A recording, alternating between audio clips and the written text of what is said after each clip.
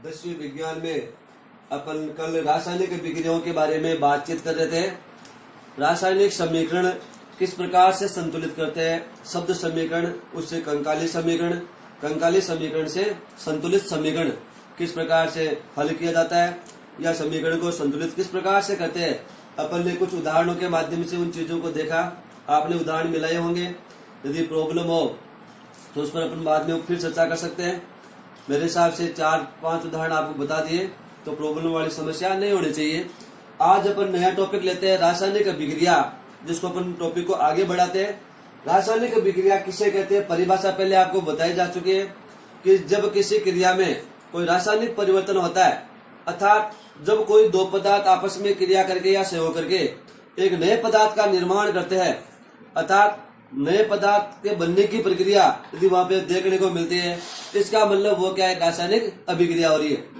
रासायनिक समीकरण में क्या था, अभिक्रिया में भाग लेने वाले क्रियाकारक और क्रियाफलों को उनके शब्दों में व्यक्त न करके उनके सूत्रों और प्रतीकों के द्वारा यदि लिखा जाता है तो उसको अपन क्या बोलते हैं, रासायनिक समीकरण बोलते हैं। जैसे नाइट्रोजन की क्रिया हाइड्रोजन से करवाई, अमोनिया का निर्माण हुआ, 93.71 किलो जूल हमें क्या प्राप्त हुई, उष्मा प्राप्त हुई।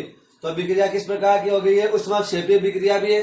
दो पदार्थ आपस में यहाँ पे जुड़ रहे हैं और जुड़ के किसी यौगिक का क्या कर रहे हैं, निर्माण कर रहे हैं। अभिक्रिया में भाग लेने वाले पदार्थों को क्रियाकारक और बनने वाला जो पदार्थ है उसको क्रियाफल के नाम से संबोधित किया जाता है। अभिक्रिया कितने तापमान पर हो रही है, कितना दाब है, क्या अभिक्रिया में कोई उत्प्रेरक डाला गया है। उत्प्रेरक का मतलब होता है अभिक्रिया के वेग में इच्छित परिवर्तन लाने वाला पदार्थ।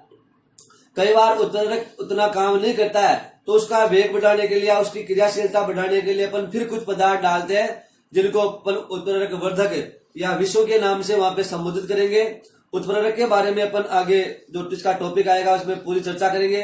वैसे तो जैसे ये रासायनिक समीकरण हुआ N2 + 3H2 = 2NH3। अभिक्रिया रिवर्स हो रही है, अर्थात क्रियाकारकों से क्रियाफल बन रहा है, क्रियाफलों से वापस क्रियाकारक बन रहा है, इसलिए इसको अपन उत्क्रमणीय अभिक्रिया का यहाँ पे अपन चिन्ह दर्शा रहे हैं। तो क्रियाकारक हो गए, ये क्रियाफल हो गए।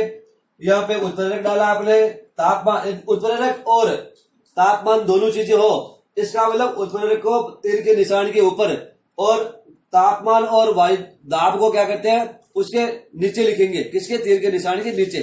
तो ये संपूर्ण जो भाग है इसको अपन किससे दर्शाएंगे, रासायनिक समीकरण के माध्यम से दर्शाएंगे। तो रासायनिक अभिक्रिया जैसे मूलतः दो प्रकार के अपन मानते हैं, दो भागों में बांट सकते हैं। वैसे रासायनिक अभिक्रिया कई प्रकार की होती है। मूलतः उनको अपन दो भागों में बांटते हैं, एक उत्क्रमणीय अभिक्रिया और एक होती है अनुत्क्रमणीय अभिक्रिया। उत्क्रमणीय अभिक्रिया और दूसरी हो गई अनुत्क्रमणीय अभिक्रिया। तो उत्क्रमणीय अभिक्रिया पर लेते हैं पहले वे अभिक्रियाएं जो दोनों दिशाओं में चलती हो, वे अभिक्रियाएं जो दोनों दिशाओं में चलती हो, अर्थात क्रियाकारकों से क्रियाफल बन गया हो और क्रियाफलों से वापस क्रियाकारक का निर्माण यदि हो जाता है। इसका मतलब जो अभिक्रियाएं दोनों दिशाओं में संपन्न होती है, अर्थात क्रियाकारकों से क्रियाफल और क्रियाफलों से पुनः क्रियाकारक यदि प्राप्त किए जा सकते हैं तो उन अभिक्रियाओं को अपन बोलते हैं उत्क्रमणीय अभिक्रिया। इसके लिए अपन ये चिन्ह काम में लेते हैं। जैसे अपन ने ये चिन्ह लगाया बीच में, यहाँ पे उत्क्रमणीयता का चिन्ह बोलते हैं इसको, ये चिन्ह काम में लिया जाएगा। यही समीकरण अपन यहाँ पे दे सकते हैं, N2 + 3H2 = 2NH3 है ना। उत्क्रमणीय अभिक्रिया का चिन्ह, उत्प्रेरक डाले, तापमान जो भी है सब चीजें साथ लिख सकते हैं। इसी समीकरण को अपन यहाँ पे रिपीट कर सकते हैं। तो ये हो गया उत्क्रमणीय अभिक्रिया का एक उदाहरण। इसी प्रकार दूसरा होते हैं अनुत्क्रमणीय, अर्थात जो दोनों दिशाओं में संपन्न नहीं होती, दोनों दिशाओं में संपन्न नहीं होती, अर्थात वे अभिक्रियाएं जो दोनों दिशाओं में नहीं होती है, अर्थात क्रियाकारकों से क्रियाफल तो बन जाते हैं परंतु वापिस क्रियाफलों से क्रियाकारकों का निर्माण संभव नहीं है। अर्थात क्रियाकारक ने सहयोग किया, क्रियाफल बन गए, पुनः क्रियाफल टूट के क्रियाकारक नहीं बना पाते हैं। इसका मतलब अभिक्रिया कौन सी होगी, वो अनुत्क्रमणीय अभिक्रिया होगी। इसको अपन इस तीर के निशान से दर्शाते हैं, सिंगल तीर। इसमें देखिए आधा तीर कटा हुआ इधर है, आधा तीर इधर कटा हुआ उल्टा सीधा, और इसमें केवल सीधा तीर होगा। तो तीर के निशान के माध्यम से दर्शाते हैं। जैसे मान लीजिए NH4Cl, अमोनियम क्लोराइड जो नौशादर है, उसकी अभिक्रिया CaO बुझे हुए चूने से, बिना बुझे हुए चूने से करवाई जा रही है। अभिक्रिया होने पर CaCl2 कैल्शियम क्लोराइड का निर्माण हो गया। साथ में बन गया H2 और जल की मात्रा साथ में बन गई।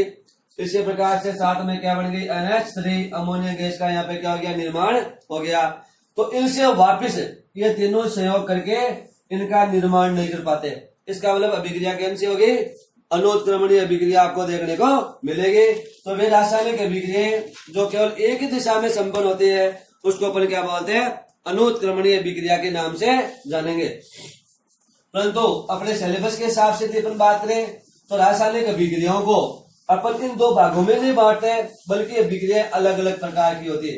तो रासायनिक अभिक्रिया अभिकारक किस प्रकार से संयोग करते हैं अर्थात उनके संयोग करने के आधार पर कि अभिकारकों ने किस रूप में संयोग किया, उनके बंध जो टूटते हैं या बंध बनते हैं अर्थात उनके टूटने की क्रिया या उनके जुड़ने की क्रिया के आधार पर अर्थात बंध बने या बंध टूटे उसके आधार पर अभिक्रिया का वेग किस प्रकार का है, उसकी प्रकृति किस प्रकार की है, इन सब के आधार पर इसका मतलब एक तो संयोग अभिकारक जो है अभिकारकों के संयोग करने के आधार पर अभिकारकों ने किस प्रकार से संयोग किया, किस प्रकार से बंध या बने या टूटे, बंध बनता या टूटता है उसके आधार पर अभिक्रिया का वेग कितना है, किस वेग पर अभिक्रिया हो रही है, अभिक्रिया की प्रकृति कैसी है, इसके आधार पर इन रासायनिक अभिक्रियाओं को अपन अनेक भागों में बांट सकते हैं। तो अपन यहाँ पे बारी बारी से लेंगे कौन कौन सी अभिक्रिया होगी अपने कोर्स में। सबसे पहले है संयोजन अभिक्रिया। पहले कौन से सबसे पहले संयोजन अभिक्रिया। संयोजन को अपन बोलते हैं संयुग्मन। संयोजन का दूसरा नाम क्या है संयुग्मन भी है। इसको आप जुड़ना भी कह सकते हो अपने भाषा में। इसको अपन क्या कह सकते हैं संयोजन का मतलब जुड़ना, संयुग्मन का मतलब होता है जुड़ना। अर्थात जब किसी रासायनिक अभिक्रिया में कोई क्रियाकारक, किसी रासायनिक अभिक्रिया में क्रियाकारक क्या होते हैं आपस में जुड़ते हो तो वे रासायनिक अभिक्रिया जिनमें दो या दो से अधिक क्रियाकारक यानी अभिकारक आपस में संयोग करते हो और संयोग करके किसी उत्पाद का निर्माण करते हो अर्थात आपस में क्या हो रहे हैं वो जुड़ रहे हैं। तो इस प्रकार की अभिक्रियाओं को अपन बोलते हैं संयोजन अभिक्रिया या संयुग्मन अभिक्रिया। जैसे मान लीजिए N2 प्लस H2 जुड़े और जुड़ने के पश्चात बन गया NH3। दोनों का जुड़ने से क्या बन गया नया पदार्थ बन गया। तो इस प्रकार की अभिक्रिया क्या कहलाएगी संयोजन अभिक्रिया कहलाएगी। तो संतुलित कर लेंगे समीकरण को, यहाँ पे 3 लगा देंगे, यहाँ पे 2 लगा देंगे। हालांकि अभिक्रिया उत्क्रमणीय होती है तो अपन ये चिन्ह भी क्या कर सकते हैं यहाँ पे काम में ले सकते हैं। इसी प्रकार देखिए NH4 प्लस HCl नौसाधन ने क्रिया किससे की यानी NH4 अमोनियम ने किससे क्रिया की HCl से। किसका निर्माण हो गया NH4Cl का हो गया, सॉरी NH3 होगा यहाँ पे NH3 प्लस HCl। अमोनिया ने किससे क्रिया की HCl से क्रिया की और यहाँ पे किसका निर्माण हो गया NH4Cl का, नौसाधन का यहाँ पे निर्माण हो गया। तो इस प्रकार की अभिक्रिया क्या कहलाएगी संयुग्मन अभिक्रिया कहलाएगी। दोनों आपस में क्या हो रहे हैं जुड़ रहे। तो जुड़ने को अपन क्या बोलेंगे संयोजन बोलेंगे या संयुग्मन के नाम से जाना जाएगा। तो जिस अभिक्रिया में तत्व हो सकते हैं यानी तत्व जुड़ रहे आपस में किसी यौगिक का निर्माण कर रहे हैं या दो यौगिक जुड़ सकते हैं किसी नए यौगिक का निर्माण कर सकते हैं या एक तत्व और एक यौगिक भी हो सकता है यानी जुड़ने वाले दोनों तत्व हो सकते हैं, जुड़ने वाले दोनों तत्व हो सकते हैं, जुड़ने वाले दोनों यौगिक हो सकते हैं, जुड़ने वाला एक तत्व और एक यौगिक हो सकता है। किसी प्रकार से जो भी अभिक्रिया में भाग लेने वाले क्रियाकारक है यदि वो आपस में जुड़ते हैं तो जुड़ने का मतलब वहां पे क्या हो रहा है संयोजन हो रहा है यानी वहां पे संयुग्मन हो रहा है। तो इस जुड़ने की प्रक्रिया को अपन किसके नाम से जानेंगे संयोजन अभिक्रिया के नाम से जानेंगे। संयोजन अभिक्रियाओं को अपन दो भागों में बांट सकते हैं। एक होता है संश्लेषण, एक होता है संश्लेषण और एक होता है योगशील। एक होता है योगशील। संश्लेषण का मतलब भी जुड़ना है और योगशील का मतलब भी क्या है जुड़ना है। तो जिन रासायनिक अभिक्रियाओं में केवल तत्व भाग लेते हो, जिनमें केवल तत्व भाग लेते हो अर्थात दो या दो से अधिक तत्व आपस में क्या हो रहे हैं जुड़ रहे हैं तो वह अभिक्रिया क्या कहलाएगी संश्लेषण अभिक्रिया कहलाएगी। यानी भाग लेने वाले केवल तत्व हो, इस चीज का ध्यान रखना है, भाग लेने वाले केवल तत्व हो तो वो अभिक्रिया क्या कहलाएगी, संयोजन अभिक्रिया। कौन सी होगी, वो संश्लेषण अभिक्रिया होगी। जैसे मान लीजिए N2 प्लस O2 बराबर 2NO माइनस 180 किलो जूल। तो यहाँ पे देखिए दोनों आपस में जुड़ रहे, जुड़ने का मतलब क्या हो गया, संश्लेषण हो गया।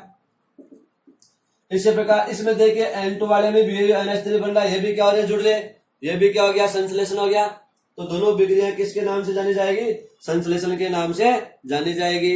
इसी प्रकार यदि किसी रासायनिक अभिक्रिया में जो संयोजन अभिक्रिया हो रही है उसमें दो या दो से अधिक तत्व या यौगिक, तत्व भी हो सकते हैं और यौगिक भी हो सकते हैं। देखिए संश्लेषण में शर्त क्या, केवल तत्व होंगे, और इसमें क्या होगा, तत्व भी हो सकता है और यौगिक भी हो सकता है, या एक तत्व हो सकता है और एक यौगिक हो सकता है, दोनों के हो सकते हैं, या दोनों तत्व हो सकते हैं या दोनों यौगिक भी हो सकते हैं। इसका मतलब अभिक्रिया में भाग लेने वाले दोनों तत्व हो सकते हैं, अभिक्रिया में भाग लेने वाले दोनों यौगिक हो सकते हैं, अभिक्रिया में भाग लेने वाला एक तत्व और एक यौगिक हो सकता है, परंतु वो किसका निर्माण कर रहा हो, जुड़ने के बाद यौगिक बनता हो। यानी योगशील अभिक्रिया में बनने वाला पदार्थ क्या होगा, यौगिक ही होगा। वैसे दोनों में यौगिक ही बनेंगे, संश्लेषण में भी यौगिक बनता है। तो वे रासायनिक अभिक्रियाएं जिनमें दो या दो से अधिक तत्व या यौगिक, यानी जो संयुग्मन की जो मेन परिभाषा वो यहाँ पे रिपीट हो सकती है, वे अभिक्रियाएं जिनमें दो या दो से अधिक क्रियाकारक तत्व हो सकते हैं, दोनों यौगिक हो सकते हैं। तो दो या दो से अधिक तत्व या यौगिक आपस में सहयोग करके किसी नए यौगिक का निर्माण करते हो या किसी यौगिक का निर्माण करते हो तो उन अभिक्रियाओं को अपन क्या बोलते हैं, योगशील अभिक्रियाओं के नाम से जानेंगे। अब जैसे देखिए यहाँ पे ये NH3 एक यौगिक है, NH4Cl भी क्या एक यौगिक है, और NH3 एक यौगिक है, HCl भी क्या एक यौगिक है, और क्या बन गया, NH4Cl बन गया, ये भी क्या एक यौगिक है। और इसका मतलब ये बन गया तो ये यौगिक उत्पाद कहलाएगा, यानी यौगिकों का उत्पाद है। ये दोनों यौगिक आपस में सहयोग करके किसी नए यौगिक का निर्माण कर रहे हैं और बनने वाले पदार्थ को यौगिक उत्पाद के नाम से जाना जाएगा। इसका तात्पर्य ये हुआ कि सभी संश्लेषण अभिक्रियाएं जिनमें तत्व भाग ले रहे वो योगशील अभिक्रियाएं हैं। सभी संश्लेषण अभिक्रियाएं क्या योगशील अभिक्रियाएं हैं, परंतु सभी योगशील अभिक्रियाएं संश्लेषण अभिक्रियाएं नहीं है। जैसे ये आपने देखा, ये संश्लेषण का उदाहरण भी है और योगशील का उदाहरण भी है, क्योंकि योगशील में दो तत्व भाग लेके किसी यौगिक का निर्माण कर रहे हैं या दो यौगिक भाग लेके किसी यौगिक का निर्माण कर रहे हैं। इसका मतलब ऊपर वाले जो ये अभिक्रिया 1 नंबर 2 नंबर डाल दिया अपन ने, मान लो तो N2 प्लस H2 बराबर 2NH3, ये संश्लेषण भी है और योगशील भी है। इसी प्रकार NH3 प्लस HCl जो है NH4Cl का जो निर्माण कर रही है अमोनिया का, अमोनिया मिलकर किसका निर्माण कर रही है, ये निर्माण कर रही है आपके नौसादर का। तो ये अभिक्रिया योगशील का उदाहरण है, ये संश्लेषण का उदाहरण नहीं है। तो जिन योगशील अभिक्रियाओं में कम से कम एक क्रियाकारी यौगिक हो या एक तत्व हो सकता है, तो इन योगशील अभिक्रियाओं को भी अपन आगे जाके दो भागों में बांट सकते हैं। यानी योगशील अभिक्रियाएं भी दो प्रकार की हो सकती है। दो प्रकार कौन कौन से, हालांकि अपने सिलेबस में डायरेक्ट संश्लेषण या संयोजन अभिक्रिया है, उदाहरण किसी टाइप का हो सकता है, अपन इसको बढ़ा के क्यों ले रहे हैं, क्योंकि ये तरीके इसी के टुकड़े एक प्रकार से जो कई बार छोटे प्रश्नों में कई बार डाल देता है, क्योंकि जो पेपर बनाने वाला होता है वो सब्जेक्ट के ऊपर कमांड रखता है। कुछ पुराने जो किताबें थी उसमें भी है पढ़ाने वाला उसी रूप में पढ़ा रहा है, तो हो सकता है कि किताब से थोड़ा हटके थोड़ा सा आपके दिमाग की परीक्षा कर ली जाए कि जुड़ने पर क्या हो रहा है। तो संश्लेषण का मतलब भी जुड़ना है, योग का मतलब भी जुड़ना है। अब जो योगशील अभिक्रिया यहाँ पे वही जुड़ने की जो प्रक्रिया है योगशील, वो दो प्रकार की हो सकती है, एक तो अकार्बनिक योगशील और एक हो सकती है कार्बनिक योगशील। अकार्बनिक योगशील में क्या होगा, दोनों जो भाग ले रहे हैं वो दोनों के दोनों क्या है, अकार्बनिक पदार्थ है जिसमें कार्बन की मात्रा नहीं है। तो जिन योगशील अभिक्रियाओं में अभिकारक अकार्बनिक हो उनको अपन क्या बोलेंगे, अकार्बनिक योगशील बोलेंगे। जैसे NH3 प्लस HCl बन गया NH4Cl। अपन उदाहरण वही रिपीट करें जिससे कि आपको याद अच्छी तरह से हो जाए, क्योंकि बार बार अपन एक उदाहरण लेंगे तो जीवे में याद हो जाएगा। बाकी उदाहरण दूर से हो सकते हैं, यहाँ पे ये जरूरी नहीं कि अपन ये उदाहरण ले, उदाहरण दूर से हो सकते हैं। ये एक अकार्बनिक पदार्थ है, ये अकार्बनिक पदार्थ है, तो दोनों क्रियाकारक यदि अकार्बनिक हो तो वो क्या कहलाएगी, अकार्बनिक योगशील कहलाएगी। ठीक है ना। इसी प्रकार यदि अभिक्रिया में भाग लेने वाले जो क्रिया कारक है उनमें से एक अकार्बनिक हो सकता है और एक कार्बनिक हो सकता है। जैसे ये मान लीजिए CH2 डबल बॉन्ड CH2, दोनों क्या है, ये जो CH2 ये क्या हो गया आपके एथिलीन हो गया, ये एक कार्बनिक यौगिक है। इसकी क्रिया किससे करवाई आपने, HBr से करवाई, हाइड्रोजन ब्रोमाइड से करवाई। किसका निर्माण हो गया, CH3 CH2Br, एथिल ब्रोमाइड का यहाँ पे निर्माण हो गया। बंद यहाँ पे एकल बंद में कन्वर्ट हो गया तो ये हो गया CH3 सिंगल बॉन्ड CH2Br। तो ये कौन सी अभिक्रिया होगी, यहाँ पे जुड़ना, जुड़ने का मतलब योगशील है, परंतु यहाँ पे एक पदार्थ कार्बनिक है और एक अकार्बनिक है। तो इस प्रकार के अभिक्रिया को अपन क्या बोलेंगे, कार्बनिक योगशील के नाम से जानेंगे। तो मेन टॉपिक हो गया संयोजन अभिक्रिया। संयोजन को अपन आगे बिखेर के टुकड़ों में ले सकते हैं। तरीका एक ये, दोनों प्रकार के चाहे संश्लेषण हो चाहे योगशील हो, दोनों किसके उदाहरण है, संयोजन के उदाहरण है। संयोजन का मतलब संयुग्मन कह सकते हो। तो संयोजन संयुग्मन के रूप में प्रश्न जो है वो परीक्षा में आपको देखने को मिलता है कि ये किस प्रकार की अभिक्रिया, तो आपको सीधा लिखना है संयुग्मन अभिक्रिया या संयोजन अभिक्रिया। अब जैसे जुड़ने की जो क्रियाएं होती है उनमें अपन प्रयोक्तिकल के माध्यम से, प्रयोगों के माध्यम से भी इनको अपन ले सकते हैं। प्रयोग के माध्यम से भी क्या कर सकते हैं, इनको अपन देख सकते हैं। जैसे मान लीजिए NH3 है, अमोनिया, उसमें थोड़ा HCl डाला, नौसाद्र का निर्माण हुआ, प्रज्वलित ठंडी हुई, इसका मतलब अभिक्रिया है यहाँ पे हो रही है। तो एक नया यौगिक का निर्माण यहाँ पे हो रहा है ना। इसी प्रकार जैसे बुझा हुआ चूना CaO, उसमें अपन पानी डालते हैं। जैसे आपने एक लिया बीकर, एक बीकर लिया, मान लीजिए आपने क्या लिया, एक बीकर लिया, आपने एक ये लिया बीकर, बीकर में आपने क्या डाला, थोड़ा सा पानी डाल लिया, या बीकर में क्या डाल रखा आपने, बिना बुझा हुआ चूना CaO डाला है। इसमें क्या डाल दिया आपने, H2O डाल दिया। बीकर पे यहाँ पे अंगुलियां लगाते हो, देखते हो बीकर ठंडा होता है, ठंडा होने का मतलब उसमें शोषित अभिक्रिया यहाँ पे क्या हो रही है, संपन्न हो रही है। ऐसे उदाहरण अपन आगे लेंगे बाद में, इससे जुड़ी हुई चीजें और भी आगे देखेंगे। अब मान लो आपसे एक प्रश्न कर लिया गया कि सिद्ध करो कि सभी संश्लेषण अभिक्रियाएं योगशील अभिक्रियाएं होती है, परंतु सभी योगशील अभिक्रियाएं संश्लेषण अभिक्रिया नहीं होती। तो इसका उत्तर अपन कहां से लेंगे, यहां से ले लेंगे। संश्लेषण का मतलब जुड़ना, योग का मतलब भी जुड़ना है। तो संश्लेषण में क्या शर्त है, दोनों तत्व भाग लेंगे। योगशील में तत्व यौगिक दोनों हो सकते हैं। जैसे आपने एक समीकरण ले लिया, ये यहाँ से N2 + 3H2 वाला, ये इसको समीकरण नंबर 1 मान लिया और इसको मान लिया समीकरण नंबर 2। तो समीकरण 1 केवल समीकरण 1 किसको बता रहा है, दोनों को बता रहा है, संश्लेषण और योगशील दोनों को बता रहा है। जबकि समीकरण जो 2 है, यानी अमोनिया + HCl = नौसाद्र, ये केवल योगशील को बता रहा है। इसका मतलब ये संश्लेषण अभिक्रिया भी है, योगशील भी है। इसका मतलब सभी संश्लेषण अभिक्रियाएं योगशील है, परंतु ऐसी योगशील अभिक्रिया जो समीकरण नंबर 2 में वो संश्लेषण अभिक्रियाएं नहीं है। इस टाइप का प्रश्न भी आपको पूछा जा सकता है। तो आज अपन इतना लेंगे, ये हो गया संश्लेषण अभिक्रिया। कल अपन अगली अभिक्रिया लेंगे। आज के लिए इतना ही, ओके।